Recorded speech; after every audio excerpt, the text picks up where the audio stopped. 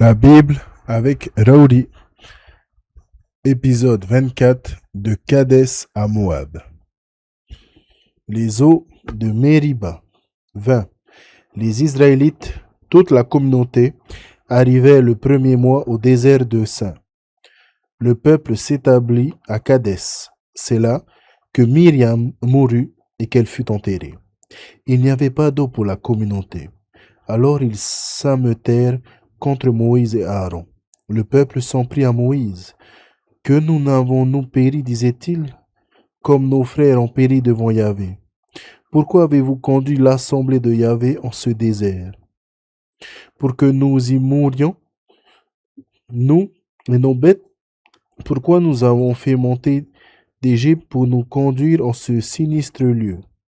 C'est un lieu impropre au sémaï, sans figuier, ni vigne, ni grenadier, sans même d'eau à boire. Quittant l'assemblée, Moïse et Aaron vinrent à l'entrée de la tente du rendez-vous. Ils tombèrent face contre terre et la gloire de Yahvé leur apparut. Yahvé parla à Moïse et dit, « Prends-le, le rameau, et rassemble la communauté, toi et ton frère Aaron, puis sous leurs yeux, dis à ce rocher qu'il donne ses eaux. Tu feras jaillir pour eux de l'eau de ce rocher, et tu feras boire la communauté et son bétail. » Moïse prit alors le rameau de devant Yahvé, comme il lui avait commandé.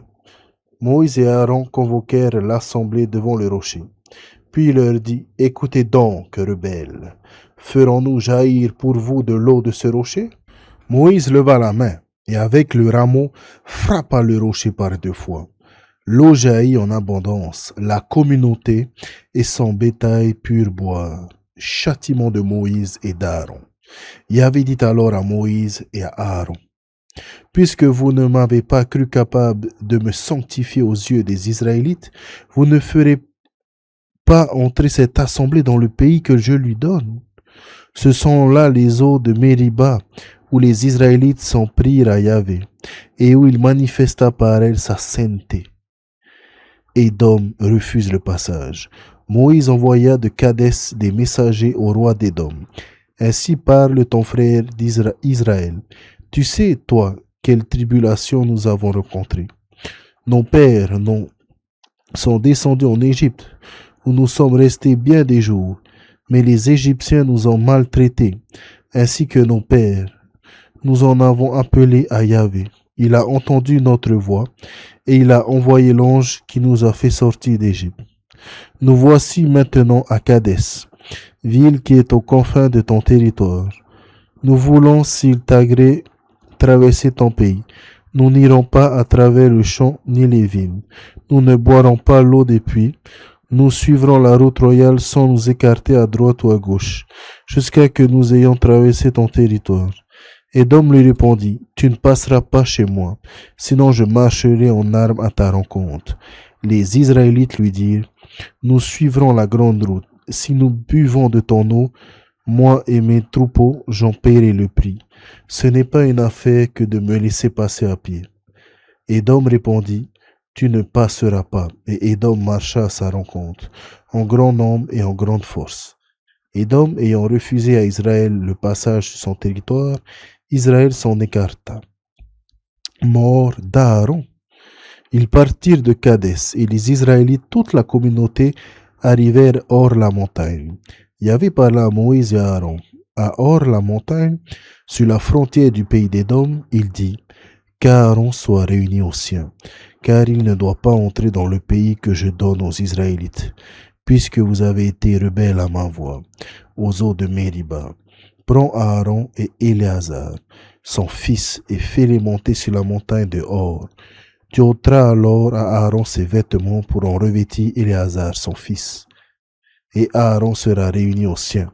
C'est là qu'il doit mourir. » Moïse fit ce que Yahvé avait ordonné. Sous les yeux de toute la communauté, ils montèrent sur la montagne de Hor. Moïse ôta à Aaron ses vêtements pour en revêtir Éléazar, son fils. Et Aaron mourut là, au sommet de la montagne. Puis Moïse et Éléazar redescendirent de la montagne. Toute la communauté vit qu'Aaron avait expiré et toute la maison d'Israël pleura. Aaron pendant 30 jours. prise de Orna.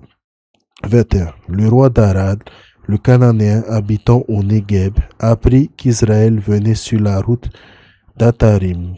Il attaqua Israël et lui fit des prisonniers. Israël fit alors ce vœu à Yahvé. Si tu livres ce peuple en mon pouvoir, je vouerai ces villes à l'anathème.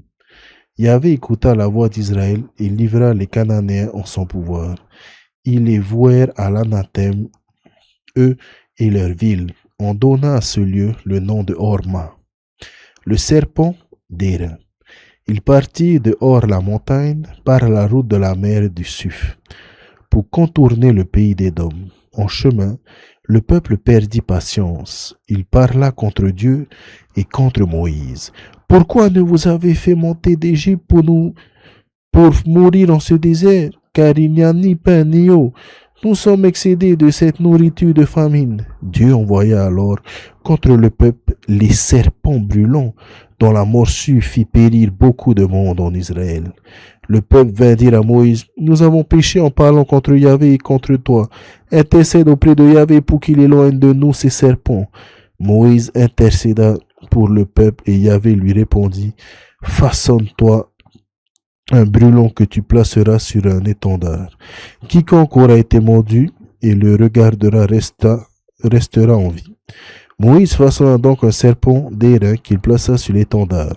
Et si un homme était mordu par quelques serpents, il regarderait le serpent d'airain et restait en vie. Étape vers la Transjordanie. Les Israélites partirent et campèrent à Oboth. Puis, ils partirent d'Oboth et campèrent à Yévié-Abirim, dans le désert qui confine à Moab du côté du soleil levant. Ils partirent de là et campèrent dans le torrent de Zéred. Ils partirent de là et campèrent au-delà de l'Arnon. Ce torrent sortait dans le désert du pays des Amorites, car l'Arnon était à la frontière des Moab entre les Moabites et les Amorites. Aussi est-il dit dans le livre de guerre de Yahvé. Vaë près de Soufa et le torrent d'Ornon, et la tente du ravin qui s'incline vers le Sidar et s'appuie à la frontière de Moab. Et de là ils allèrent à Béer. C'est au sujet de ce puits que Yahvé avait dit à Moïse, rassemble le peuple et je leur donnerai de l'eau. Alors Israël chanta ce cantique sur le puits.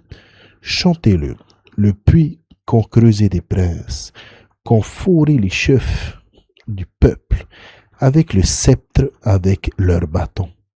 Et du désert de Matana à Naïel, de Naïliel à Bamon, et de Bamon à la vallée qui s'ouvre dans la campagne du Moab, vers les hauteurs du Pisga, qui fait face au désert et le domine. Conquête de la Transjordanie.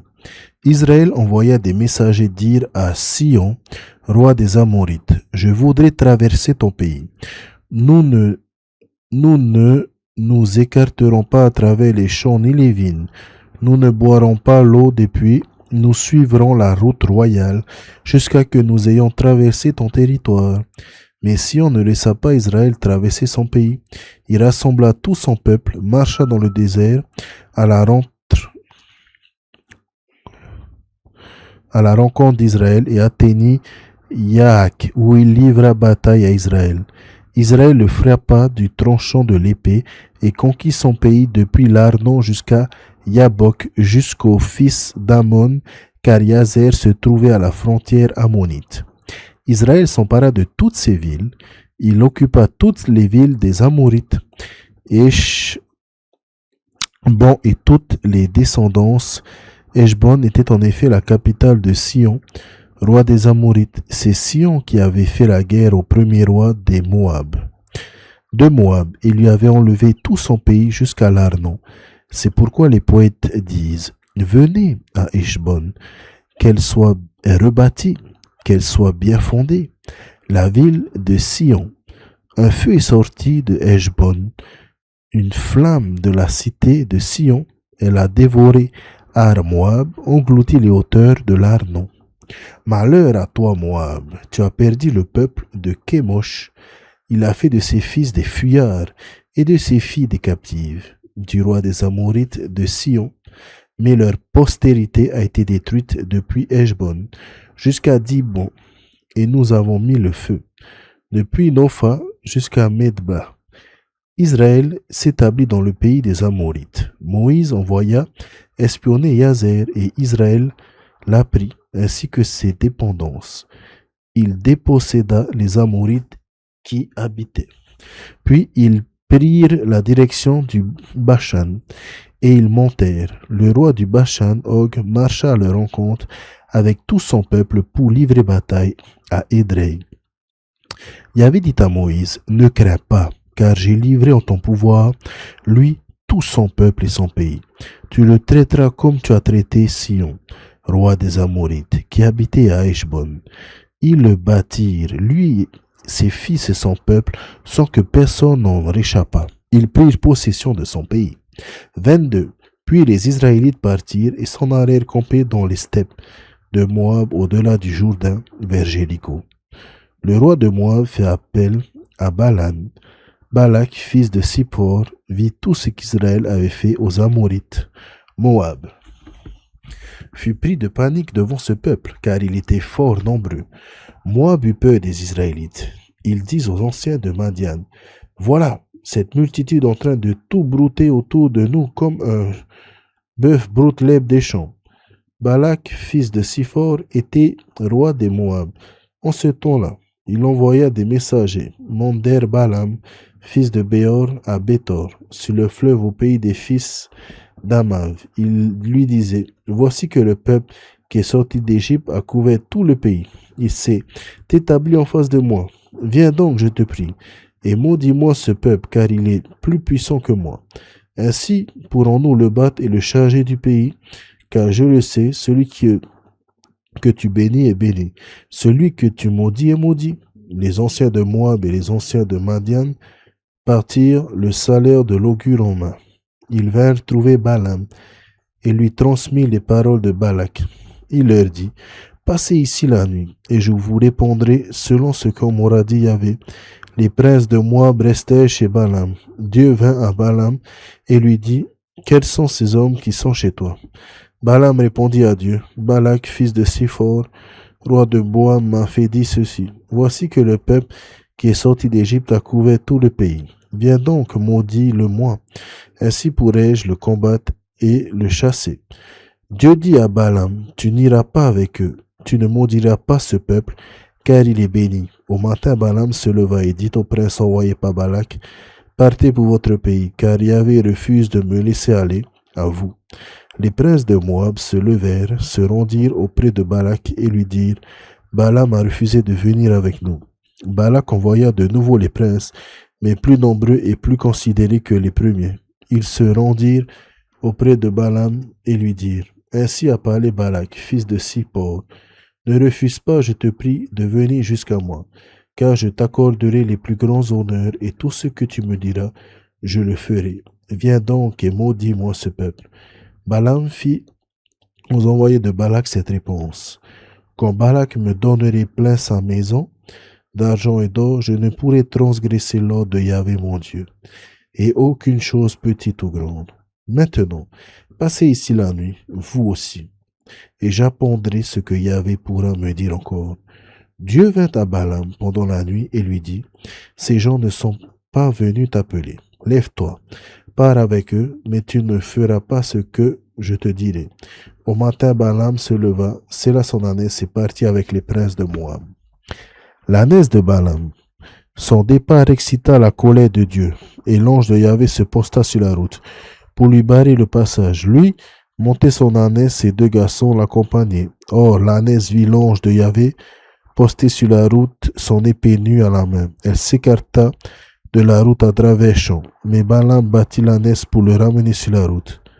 L'ange de Yahvé se tint alors dans un chemin creux, au milieu des vignes, avec un mur à droite et un mur à gauche. L'ânesse vit l'ange de Yahvé et rasa le mur, y frottant le pied de Balaam. Il fit la battit encore une fois. L'ange de Yahvé changea de place et se tint dans un passage resserré, où il n'y avait pas d'espace pour passer ni à droite ni à gauche. Quand l'ânesse vit l'ange de Yahvé, elle se coucha sous Balaam, Balaam se mit en colère et battit l'ânesse à coups de bâton. Alors Yahvé ouvrit la bouche de l'ânesse et dit à Balaam, que t'ai-je fait pour que tu m'aies battu ainsi par 3 fois? Balaam répondit à l'ânesse, c'est que tu t'es moqué de moi. Si j'avais eu à la main une épée, je t'aurais déjà tué. L'ânesse dit à Balaam, ne suis-je pas ton ânesse qui te sert de monture? Depuis toujours et jusqu'à aujourd'hui, ai-je l'habitude d'agir ainsi envers toi? Il répondit, non. Alors Yahvé ouvrit les yeux de Balaam. Il vit l'ange de Yahvé posté sur la route, son épée nue à la main. Il s'inclina et se prosterna face contre terre. Et l'ange de Yahvé lui dit, pourquoi as-tu battu ainsi ton ânesse par 3 fois? C'est moi qui étais venu te barrer le passage. Car moi, présent la route n'aboutit pas. L'ânesse m'a vu, et devant moi elle s'est détournée par 3 fois. Bien, t'en en as pris qu'elle se soit détournée, car je t'aurais déjà tué. Elle, je l'aurais laissée en vie. Balaam répondit à l'ange de Yahvé, j'ai péché, c'est ce que j'ignorais quand tu étais posté devant moi sur la route. Et maintenant, si cela te déplaît, je m'en retourne. L'ange de Yahvé répondit à Balaam, va avec ces hommes, seulement ne dis rien de plus sur ce que je te ferai dire. Balaam s'en alla avec les princes envoyés par Balak. Balaam et Balak. Balak apprit donc que Balaam arrivait et partit à sa rencontre dans la direction de Har-Moab, sur la frontière de l'Arnon, à l'extrémité du territoire. Balak dit à Balaam, ne t'avais-je pas envoyé des messages pour t'appeler? Pourquoi n'es-tu pas venu vers moi? Vraiment, n'étais-je pas en mesure de t'honorer? Balaam répondit à Balak, me voici arrivé près de toi. Pourrais-je maintenant dire quelque chose? La parole que Dieu me mettra dans la bouche, je la dirai. Balaam partit avec Balak. Ils parvinrent à Kirat-Huko. Balak immola du gros et du petit bétail, et il en présenta les morceaux à Balaam et aux princes qui l'accompagnaient. Puis au matin, Balak prit Balaam et le fit monter à Bamobal, d'où il put voir l'extrémité du camp. 23. Balaam dit à Balak, baptise-moi ici 7 autels, fournis-moi ici 7 taureaux et 7 béliers. Balak fit comme avait dit Balaam et offrit en holocauste un taureau et un bélier sur chaque autel. Balaam dit alors à Balak, tiens-toi debout près de tes holocaustes tandis que j'irai. Peut-être Yahvé fera-t-il que je rencontre. C'est ce qu'il me fera voir, je te révélerai. Il s'en alla sur une colline dénudée. Oracle de Balaam. Or, Dieu vint à la rencontre de Balaam, qui lui dit, j'ai disposé les 7 autels et j'ai offert en holocauste un taureau et un bélier sur chaque autel. Yahvé mit alors une parole dans la bouche et lui dit, retourne auprès de Balak. Et c'est ainsi que tu parleras. Balaam retourna donc auprès de lui. Il le trouva toujours debout près de son holocauste avec tous les princes de Moab. Il prononça son poème. Balak me fait venir d'Aram, le roi de Moab, des monts de Kédem. Viens, maudis-moi Jacob. Viens, fulmine contre Israël. Comment maudirais-je quand Dieu ne maudit pas? Comment fulminerai quand Dieu ne fulmine pas? Oui, de la crête du rocher, je le vois. Du haut des collines, je le regarde. Voici un peuple qui habite à part. Il n'est pas rangé parmi les nations. Qui pourrait compter la poussière de Jacob? Qui pourrait dénombrer la nuée d'Israël? Puis-je mourir de la mort des justes? Puisse ma fin être comme la leur? Balak dit à Balaam, que m'as-tu fait? Je t'avais pris pour maudire mes ennemis, et tu prononces sur eux des bénédictions. Balaam reprit, ne dois-je pas prendre soin de dire ce que Yahvé me met dans la bouche? Balak lui dit, viens donc ailleurs avec moi. Ce peuple que tu vois ici, tu n'en fais qu'une extrémité, tu ne le vois pas tout entier. Maudis-le-moi de là-bas. Il l'emmena au camp des guetteurs vers le sommet du Pisba. Il lui bâtit 7 autels et offrit en holocauste un taureau et un bélier sur chaque autel. Balaam dit à Balak, tiens-toi debout près de tes holocaustes, tandis que moi j'irai attendre. Dieu vint à la rencontre de Balaam. Il lui dit une parole dans la bouche et lui dit, retourne auprès de Balak, et c'est ainsi que tu parleras. Il retourne donc auprès de Balak, il le trouvera toujours debout près de ses holocaustes avec tous les princes de Moab. Qu'a-t-il Yahvé? Lui demanda Balak, et Balaam prononça son poème. Lève-toi, Balak, et écoute. Prête-moi l'oreille, fils de Sippor. Dieu n'est pas homme pour qu'il monte, ni fils d'Adam pour qu'il se rétracte. Est-ce que je lui ai dit et ne fais pas, qui parle et n'accomplit pas? J'ai reçu la charge d'une bénédiction. Je bénirai et je ne me reprendrai pas. Je n'ai pas perçu de mal en Jacob, ni vu de souffrance en Israël. Yahvé son Dieu est avec lui. Chez lui retentit l'acclamation royale. Dieu le fait sortir d'Égypte. Il est pour lui comme des cornes de buffle, car il n'y a pas de présage contre Jacob, ni d'augure contre Israël. Alors même que l'on dit à Jacob et à Israël, que fait ton Dieu? Voici qu'un peuple se dresse comme une lionne, qui surgit comme un lion, il ne couche pas, qu'il n'ait dévoré sa proie, et bu ce sang de ceux qu'il a tués. Balak dit à Balaam, ne le maudis pas, sois, du moins ne le maudis pas. Balaam répondit à Balak, ne t'avais-je pas dit tout ce que Yahvé dira, je le ferai? Balak dit à Balaam, viens donc, que je t'emmène ailleurs, et là peut-être Dieu trouvera bon de le maudire. Balak emmena Balaam au sommet du Péor qui domine le désert. Balaam dit alors à Balak, bâtis-moi ici 7 autels, et fournis-moi ici 7 taureaux et 7 béliers. Balak fit comme avait dit Balaam, et offrit en holocauste un taureau et un bélier sur chaque autel. 24. Balaam vit alors que Yahvé trouvait bon de bénir Israël. Il n'alla pas comme les autres fois à la recherche de présages, mais il se tourna face au désert, levant les yeux. Balaam vit Israël, établi par tribu l'Esprit de Dieu, vint sur lui. Il le prononça son poème, il dit, oracle de Balaam, fils de Béor, oracle de l'homme au regard pénétrant, oracle de celui qui écoute les paroles de Dieu. Il voit ce que Shaddai fait voir. Il obtient la réponse divine et ses yeux s'ouvrent.